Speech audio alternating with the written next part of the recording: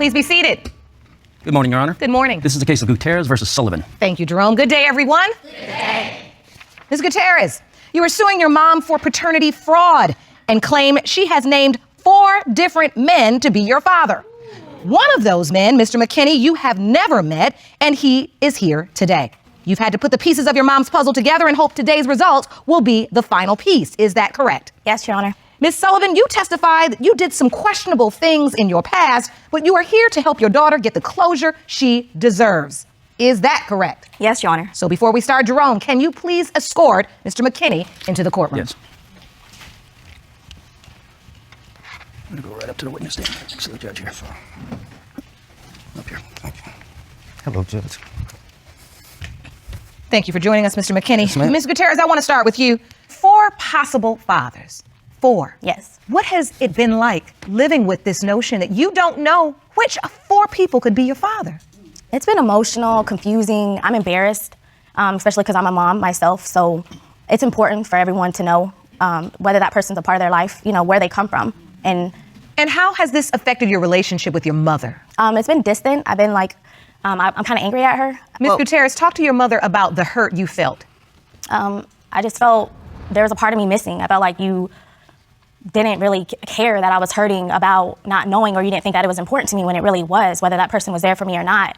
It's important to know where you come from. Who am I? Whose smile do I have? Whose laugh do I have? I mean, where do I get my sense of humor from? You know, it doesn't always come from you, it comes from them. And I feel like it's affecting me, and even being the mother that I am now, you know, I can't tell my kids the truth because I don't know the truth. Well, this is where we start telling truths so we can have a better understanding. Ms. Sullivan, 4 possible fathers. You submitted a timeline to the court. I'd like you to explain to the court how we got to this place. I was dating my ex, who I met him at a restaurant that I worked at, and we were dating for a while. And then I found out that Mr. McKinney was going off to war, so I went to visit him where he lived at and spend the weekend with him before he went to war. Then I went back to my ex and was still dating him during that time, but then we broke up. And the weekend that we broke up, I went to go visit my sister, and I hooked up with Mr. Bryson. He was a friend a couple years prior, and so we just kept in touch. But when I went to visit my sister for that weekend, we were intimate that weekend. Just one time, just that weekend? Yes, just that weekend. And then I went back and was with my ex again. Then I decided to move back to my hometown. And the weekend that I moved back, I met Mr. Brown. And Mr. Brown and I started dating from the day that I moved there, and we stayed together for 5 years after that. And all of this transpired within a 2-week window. As far as I can remember, wow. Yes. Which explains why we're here, involved in this case. So, Ms. Gutierrez, you were raised believing Mr. Brown was your biological father. Yes, Your Honor. It's okay, honey. Can you tell us, when did you find out Mr. Brown was not your biological father? I was around 8 years old. And that's when the family member had said, I was there, she was watching me, and just blurted out, do I know that he's not my biological father? I questioned, and Perry was, I'm your dad, you know. So I went on, and I realized it, you know, wasn't the truth. I remember going to a military base to take the picture for the insurance, that I realized that was a different name. Where would you see this different name? On top of the insurance card. It had the first, middle initial, and the last. And it was not? It wasn't Perry. And then after that, I believe I talked to my mom, and that was when the ex was my dad. And I remember talking to him on the phone, and I cried because he said that he couldn't have anything to do with me. His wife didn't want him to have anything to do with me. Wow. And he wasn't even sure if he was my father.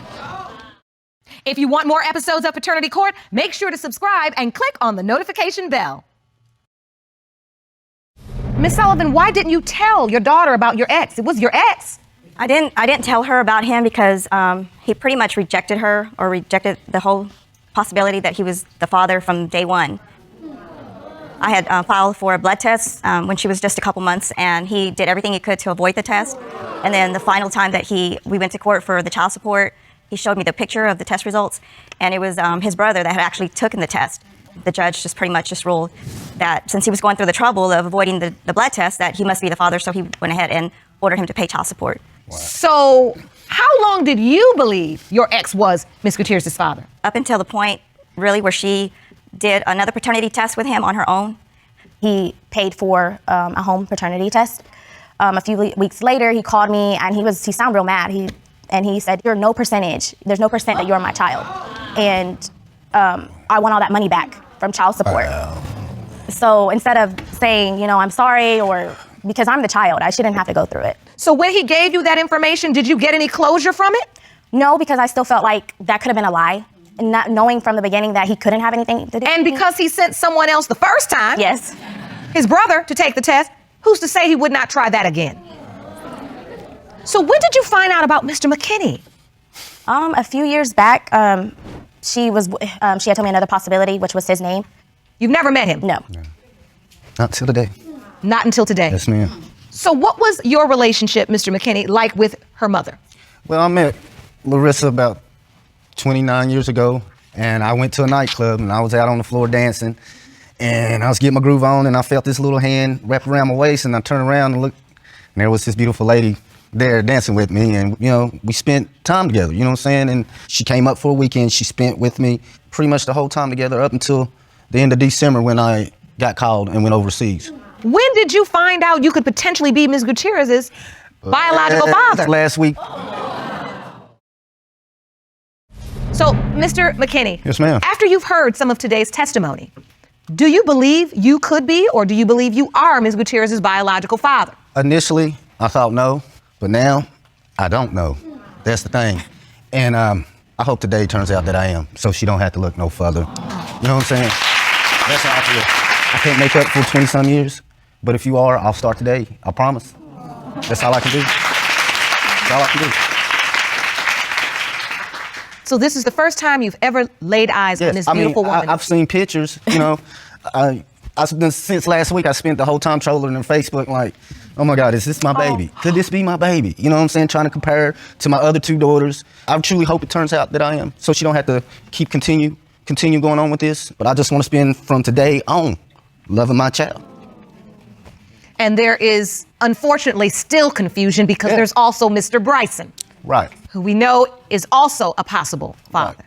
Right. So, Ms. Gutierrez, tell me how you found out about Mr. Bryson. How did he come into the picture?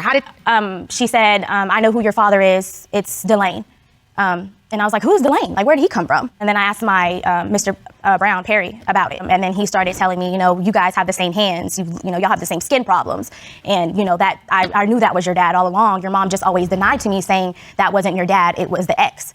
Really? So, Ms. Sullivan, are there similarities? Did you know this? Yes, Your Honor, I did. He was the one that I thought mostly could be her father because the similarities were there, the skin tone and the temper. And I've always been ashamed to even admit to anybody that I had that time with him. So I never admitted it to anybody. Did you ever get a DNA test with Mr. Brown? No, I never got a DNA test with him. When I met him, I had already been to the doctor like the week or week and a half before, and that's when I found out that I was pregnant. And Mr. Brown actually submitted a statement to the court. It says, I met Larissa Gutierrez in the spring of 1991. We were together the first night of meeting each other. After about 2 weeks, she informed me that she was pregnant by a guy she was dating. I struggled with dating a woman that was pregnant. Either leave Larissa and this beautiful baby girl or swallow my pride and be the best daddy I could be for her as if she was my own flesh and blood. One look at her made my choice very easy. My love will never change for you, Parrish. I will love you unconditionally till the day that I die. Love, Dad.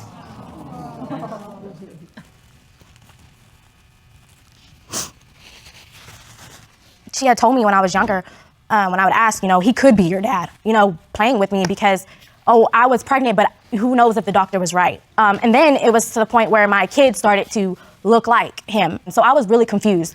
And I know that hurts you. And you deserve to know. So before I go to the results, are you confident that one of these envelopes is going to reveal that one of these potential men is your daughter's biological father? I'm confident that the answer will be in one of the envelopes. And that also depends upon if the ex actually took the test the proper way and did not attempt to defraud the testing process again. Jerome, may I have the envelopes, please?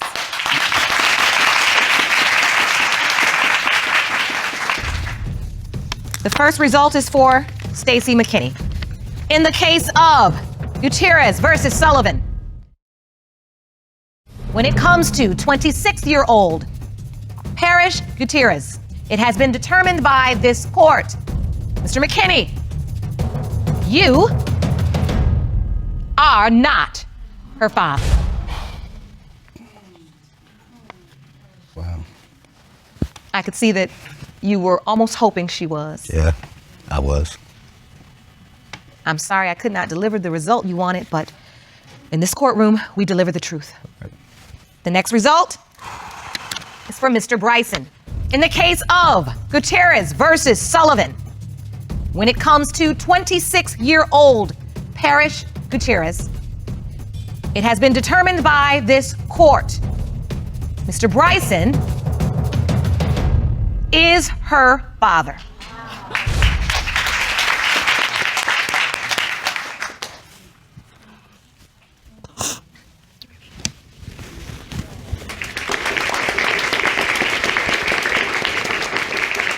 What's the answer? How does it feel to finally know the truth? It feels good because I don't feel confused or alone or. He was unable to be here in court with us today, but did submit to the testing. Do you know how to reach him? No. This court will help you do that. Thank you. I'm so blessed that you have been able to get your miracle here today. That now, at 26 years old, you know.